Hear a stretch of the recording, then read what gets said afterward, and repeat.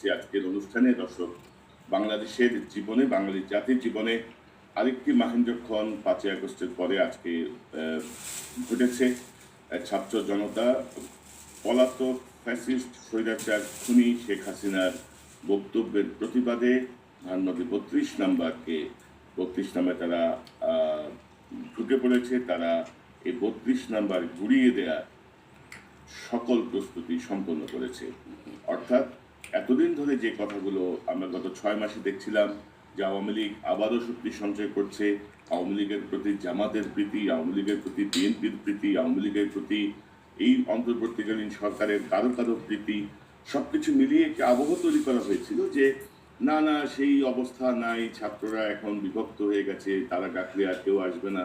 কিন্তু আজকের এই যেই প্রতিবাদ, আজকের যে আন্দোলন, আজকের যে বিক্ষুব্ধ ছাত্র জনতার যে অবস্থান 32 নম্বরে এবং তাদের যে দাবি, সেটিকে ভুল প্রমাণিত করেছে যে ছাত্র জনতা এখনো সজাগ, তারা এখনো লক্ষ্য রাখছেন সকল কিছুর প্রতি।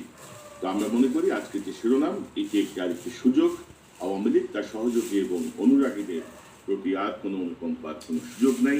এই ব্যাপারে পদক্ষেপ নিতে হবে। এই বিষয়ে আজকে আমি কথা বলবো। আমাদের সঙ্গে যোগ দিচ্ছেন আপনাদের অত্যন্ত প্রিয় মানুষ, প্রিয় মুখ পিনাকি ভট্টাচার্য। পিনাকিদা, আপনাকে স্বাগত জানাচ্ছি আজকের অনুষ্ঠানে। এবং আমার সঙ্গে যোগ দিচ্ছেন আরেক প্রিয় মুখ, সাংবাদিক ইলিয়াস হোসেন। ইলিয়াস, আপনাকে স্বাগত জানাচ্ছি। আনমিউট করতে হবে আপনাকে। ঈদ মোবারক। ঈদ মোবারক। সবাইকে ঈদ মোবারক। ঈদের মতোই অবস্থান। হাসি মুখ,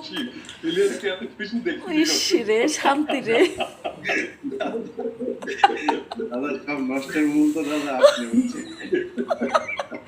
আল্লাহ, তুমি এদের সবসময় হাসি রাখো মুখে।